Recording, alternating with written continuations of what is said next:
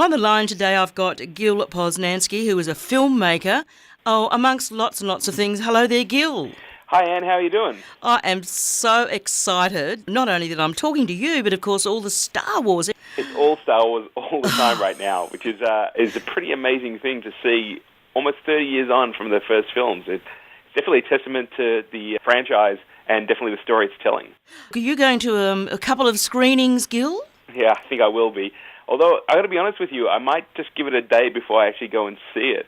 It's been a big part of definitely my life since I was a little boy and saw the first film and actually decided to become a filmmaker based on the incredible experience and the technical knowledge I learned from researching the films and how they actually got made.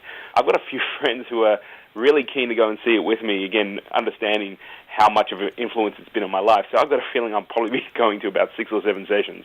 My goodness, I'm just thinking about how I'm going to fit in one movie there, Gil.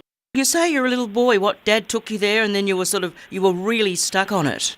Look, yeah, that's exactly what happened. My parents had heard reports about this kind of film phenomenon going on in America.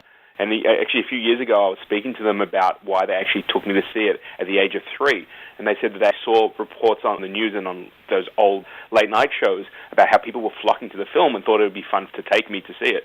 So I have really strong memories of that first screening as a 3-year-old, which I think is kind of really interesting in a lot of ways because, again, I was speaking to some child psychologists and how children evolve and grow into the interests. And I was surprised, but in a way, to find out that at the age of 3, most children find something that piques their interest and they carry that interest throughout their whole life. And there's no doubt that Star Wars and filmmaking definitely was a key to what I'm doing now. What happened at school? Tell us about that. So at school itself, a lot of the written work that I did, especially in English and all the rest, were based around cinema, based around storytelling, which is what I'm really interested in. I didn't get too much of a chance to express that too much in high school, except for the fact that we did a few music videos and a few video pieces. Anything, as far as I was concerned, that would get me out of writing, because that really wasn't where it was happening for me. But after leaving high school, it was my mother's suggestion, and bless her heart, because I don't think I was going to go to university at all, she suggested that I go and do a film course, and that's exactly what I did. I went to RMIT Media Arts with James Wan and Lee Winnell, who are the guys who went on to do Saw, and James just did the last Fast and Furious 7 film. So I was in great company, found people who understood what my interests were.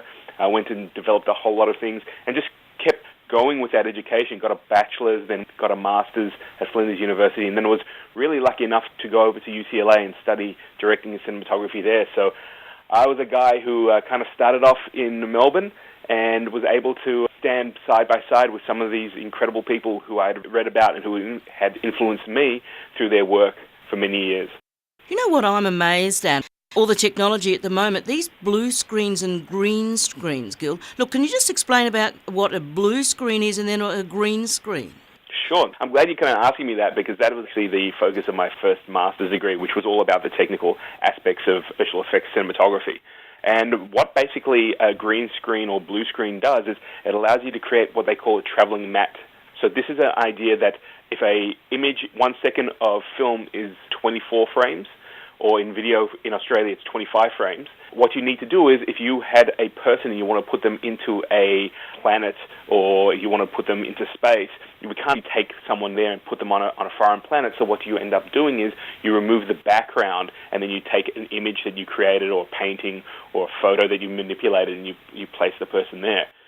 Traditionally, if you're going to do it with one still image, you could take it to Photoshop or something like that, or if you did it in the old style, you'd actually cut out a hole in some black material, and then you would re-photograph that one time, so it would isolate the person, and then you would re-expose that with the background.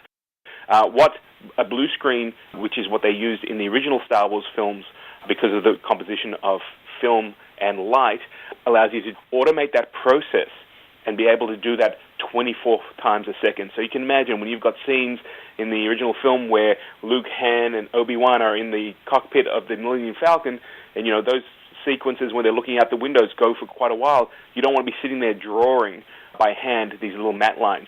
Those blue screens create a key. In the original films, the color blue that they used was the opposite of a skin tone. So they understood that they were going to pretty much be using this with live actors, and they didn't want what they call holes coming out in their faces or to change the actual skin tone when they process that image. Nowadays, a lot of people use green screens. Green screens have really come into a popular use because the color, that bright fluorescent green, seems to be a color that's not naturally occurring anywhere. So if you wanted to go outside, or you wanted to put an actor there, or you built a model and you want to put it in front, it's very, very rare that you would actually have that kind of hue and saturation color naturally occurring. And that also works really well with computer technology, which is what's used now a lot to composite images. So it's a case where a computer can now isolate that color and drop it out, and you can make sure it's all taken out without losing the information or the definition of the actual foreground image, which is what you want to do.